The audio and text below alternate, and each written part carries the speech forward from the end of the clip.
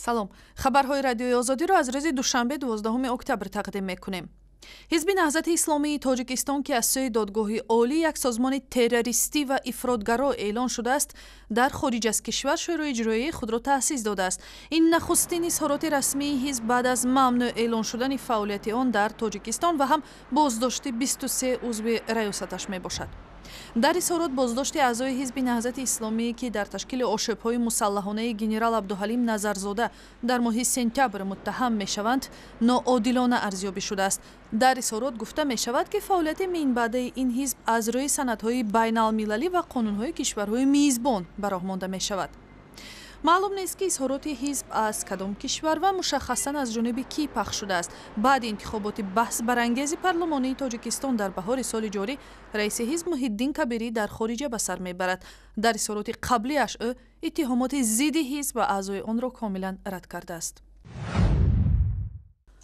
مقامات خدمات فدرالی امنیت روسیه درباره بازداشت گروه 10 نفره افراد خبر دادند که گویا در فکر تشکیل یک عمل تروریستی در شهر مسکو بودند.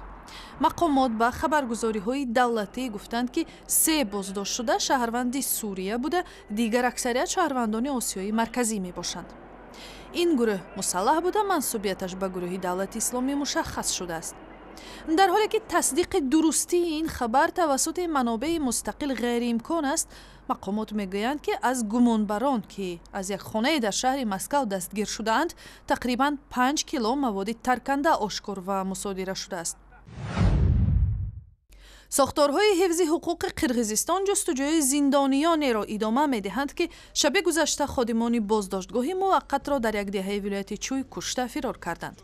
9 زندانی که در کشتار 3 کارمند خدمات اجرایی جزا متهم می‌شوند، سواری ماشین تلاش داشتند از قلمرو ولایت بیرون شوند. در راه به هنگام تعقیب ماشین این زندانیان مخصوصاً وزنین، خادمان ملیسا توانستند 5 نفر آنها را بازداشت کنند. 4 نفرشان حالا در آزادی هستند. مقامات حفظ حقوق قرقیزستان میگویند همه آنها برای تندگرایی مذهبی و تروریسم زندانی شدند. پرونده جنایی باز شده است. زندانیان برای عضویت در سازمان ممنوع جیش مهدی و تشکیل حمله‌های تروریستی در قلمرو قرقیزستان در سال 2011 محکوم شدند. حکومت تاجیکستان خرید و فروش سهمیه ها را به مدت 5 سال از پرداخت انداز یا مالیات آزاد کرد. دولت علی سعید، معاون اول نخست وزیر تاجیکستان که 12 اکتبر در مراسم افتتاح بیرژه فوندی آسیای مرکزی در تاجیکستان صحبت میکرد، گفت این تصمیم به خاطر رشد بازار کاغذهای قیمت‌نو گرفته شده است. در بیرژه فوندی آسیای مرکزی هم سهمیه‌های شرکت‌های تاجیکستانی و هم شرکت‌های معروف خارجی خرید و فروش می‌شود. این بیرژه با خرج 35 میلیون سومانی تأسیس یافته است.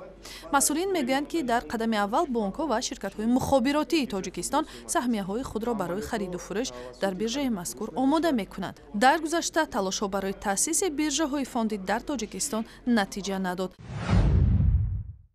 The gold medalist is Majidov Khurshid from Tajikistan.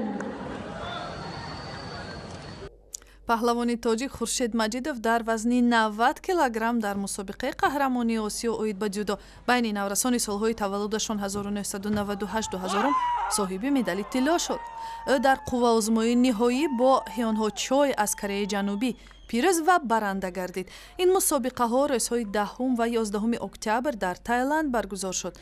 در رقابت‌های میانی ورزشگران وزن زیر 55 کیلو، محمد رحیم سرخانف برنده جای سوم و مدال برنجی گردید. در مسابقه قهرمانی جودوی آسیا در تایلند بین نورسان 166 ورزشگر از 22 کشور اشتراک کردند. و برای دریافت اخبار و ویدیوی بیشتر به سایت اینترنتی رادیوی آزادی، شبکه‌های اجتماعی فیسبوک، توییتر، یوتیوب و هم ضمیمه رادیوی آزادی برای تلفن همراه مراجعه کنید.